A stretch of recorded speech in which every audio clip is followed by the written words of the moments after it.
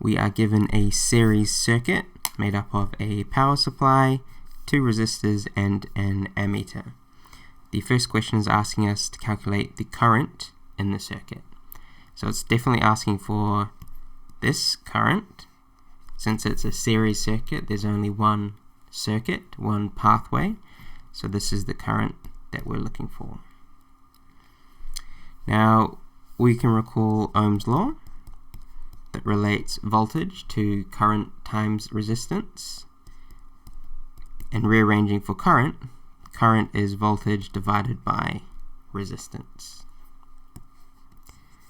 Now in this problem we are given the voltage of the power supply, V. We're given 2 resistors, each with a different resistance, but we can work out the combined resistance. In other words, if we replaced these 2 resistors with a single resistor, it would have a resistance, so a total resistance of 12 plus 6, or 18 ohms. And that's because resistors in series add together. Right? The total resistance of resistors in series is the sum of their resistances. Okay, so now we found our total. So right now we have a circuit that looks like this, with a 12 volt power supply and an 18 ohm resistor, just one because we combined them, and so there's 12 volts across that resistor, meaning that the current I is 12 volts divided by 18 ohms,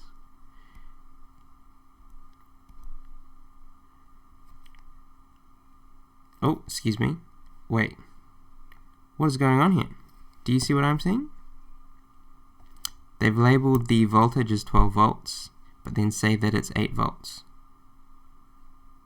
Oh, wait. Yeah. Do you see it? I see it. Let's come back to that. So, continuing on, 12 divided by 18. What does that give? Both go into 6, 2 over 3, so 0.67 amps. Right, would be the current through the circuit. Alright, but how do we use what they've given? So they've given 8 volts is across the 12 ohm resistor. So another way to approach this, actually more simply, is that there is 8 volts across the 12 ohm resistor. So 8 over 12, which is divided by 4, 2 over 3, which is the same 0.67 amps. Cool. So the second way is actually easier. However, the first way is the more general approach, where you find the combined resistance and then use the voltage across that to get the current. Either way would do for an achieved.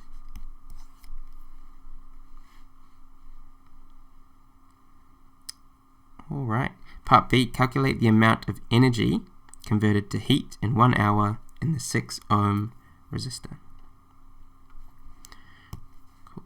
Alright, so now we're looking at the 6 ohm resistor, which we know would have 4 volts across it. Right, there's 12 volts from the power supply, 8 goes over the 12 ohms, leaving 4 to go over the 6 ohm resistor. Now it's asking for energy converted to heat. Energy converted to heat. So as current flows through a resistor, on the microscopic level, we have our resistor that's made up of different materials, and as electrons move through this, they collide and they transfer some of their kinetic energy into kinetic energy of the resistor, which then corresponds to heat. Cool. Now, to work out the amount of energy, we know that power is energy divided by time. So energy is the power output of the resistor times the time. All right, where we are given time, so 1 hour, or 60 minutes times 60 seconds, 3,600 seconds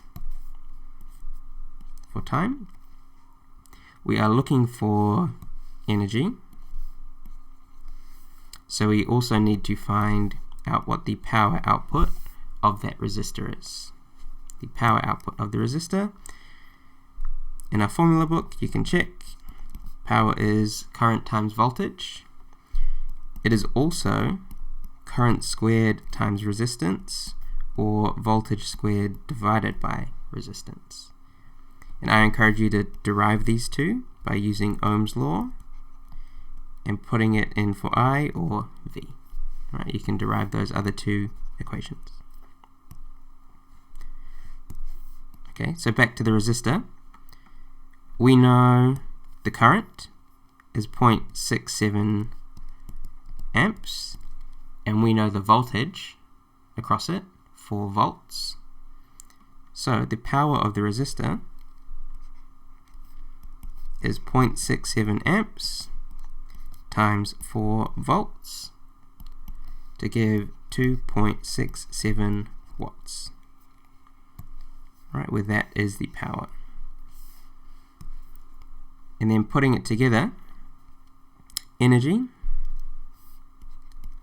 is power, 2.67 watts, times time in seconds, to give a total energy of 9,604, or to two significant figures, 9,600 joules.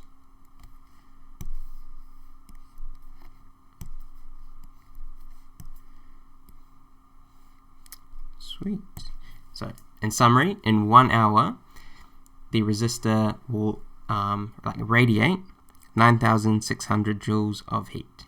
Right? It converts the electrical energy provided by the potential energy of the battery into kinetic energy on the microscopic level, which then corresponds to heat energy. And that is a merit question. Right, we would only get achieved if we worked out the power. However, we got the power and then the total energy, so that is a merit. Alright, question C. So now, same circuit, right, except he connects in parallel to the 12 ohm resistor a lamp. Right, and this lamp operates normally when 8 volts is put across it. Right, so different appliances are rated for different voltages and currents. So in this case, ideally, we want the lamp to have 8 volts across it. Now, without further calculation, explain why the lamp will not operate normally. So if it's not operating normally, that means it doesn't get 8 volts. Right? To operate normally, it would get 8 volts, but since it's not operating normally, it must either get less than 8 volts or more than 8 volts. So why is that the case? So let's have a look back at our original circuit. We found, or we were told, across the 12 ohm resistor there is 8 volts. So what would happen if we connect the lamp across that? Why doesn't it get 8 volts? So when we connect the lamp across, this lamp itself has some resistance, right? Otherwise it wouldn't glow. Right? That's how like a filament bulb works. It's a thin wire that has a high resistance, heats up and it glows. LEDs a little bit different, but they have some resistance. Let's suppose that it's 12 ohms, just to keep the numbers nice. If that was the case, this combined resistance would actually only be 6 ohms. Right, if we combined the two resistors in parallel, it would become 6 ohms. Now looking at the circuit as a whole, the 12 volts is split across 6 ohms and 6 ohms, so only 6 volts would go across the parallel branch and the bulb, which is less than the 8 volts. So, more generally, let's write this out. So lamp, I'll use bullet points, has a resistance. Okay, makes sense. When it's connected in parallel, so connected in parallel to 12 ohm resistor, what happens there? Well, the resistance of the parallel branch decreases, right? Because there's more pathways for current to flow, resistance decreases. Now, since resistance decreases, there is less voltage across the parallel branch.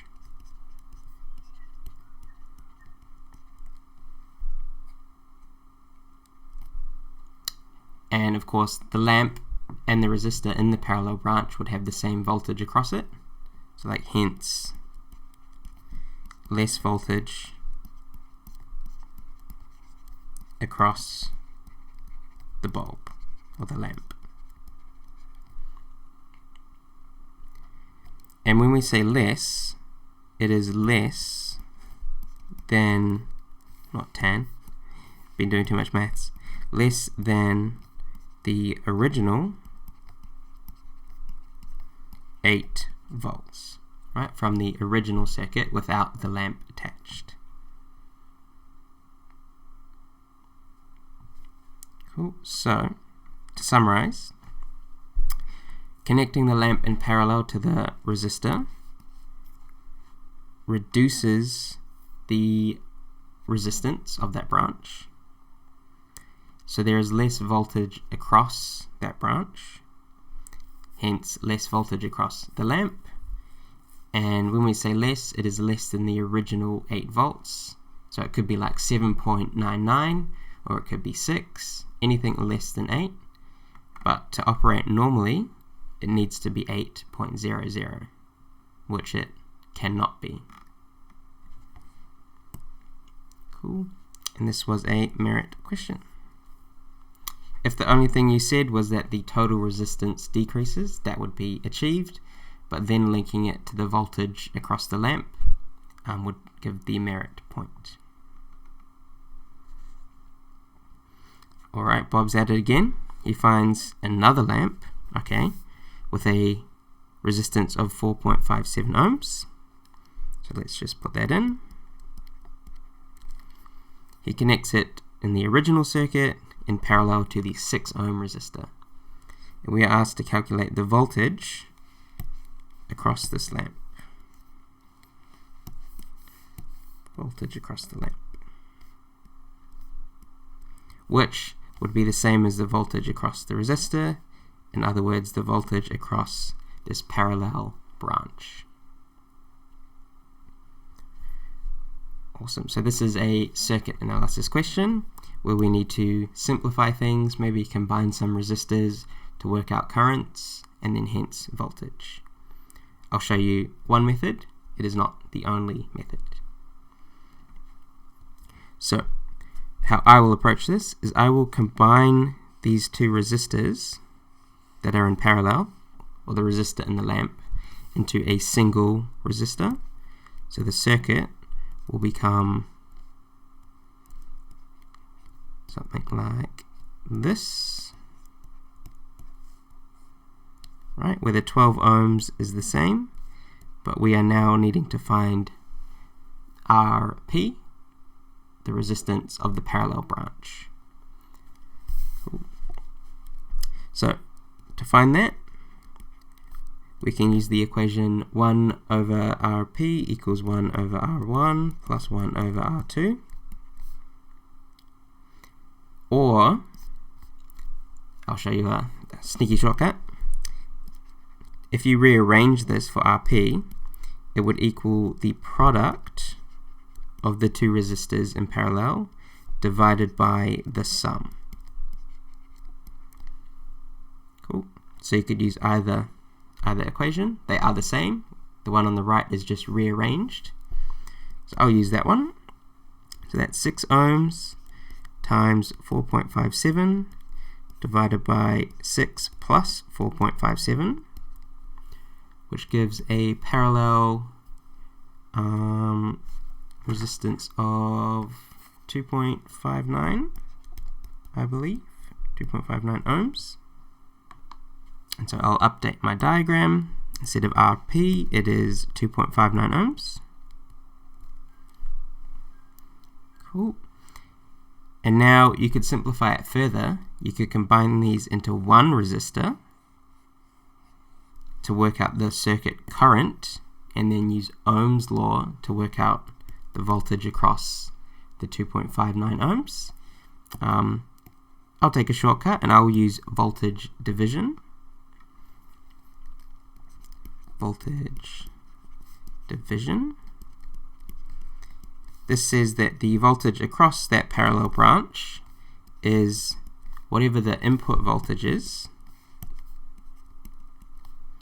times the resistance of that parallel branch, or that resistor that we want the voltage across, divided by the total resistance. In this case, the total would be 12 plus 2.59.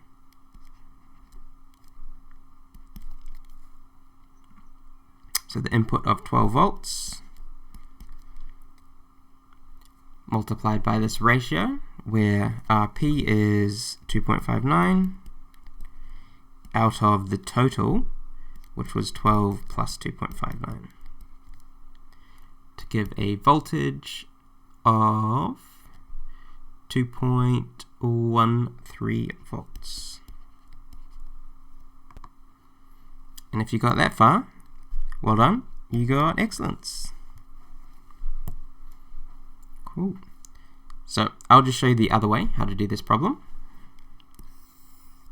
If that made complete sense to you, you can move on to the next question.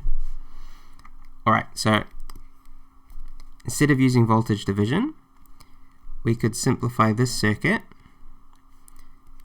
to the power supply and one resistor, right, and the ammeter's in here still, where this resistor, since we're adding two resistors in series, would have a resistance of 14.59 ohms. Okay, now we can work out the current through the circuit, right? So 12 volts across that 14.59 ohm resistor. So current is voltage divided by resistance, or 12 divided by 14.59, which gives 0.8225 amps. So that is the current through the circuit. But now recall that current would then split across these parallel branches. So we could find the voltage across the 12 ohm resistor, and we know that 12 minus that voltage would give us the remaining voltage across the parallel branch. So V across the 12 ohm, so I write V for voltage and then subscript, so in small letters and numbers beneath, 12 ohms is the current times the resistance, and use your unrounded answer for current. So on your calculator you could just hit A and S, the answer button, and I get 9.869 ... volts. And we know that the voltage across the lamp is the voltage across the parallel branch. This voltage across parallel branch branches are the same, which is the total voltage, so 12 volts, take away the 9.8 volts across this resistor. So 12 volts, take away our answer. So 12 minus answer to give 2.13 volts. Cool. So this method used combined the resistors and used Ohm's law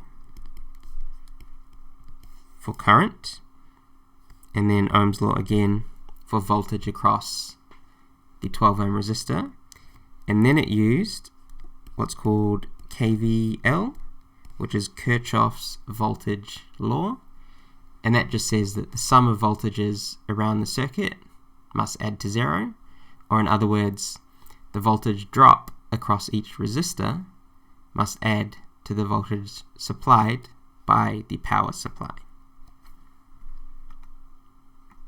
Alright, that's it for this question, and see you next time.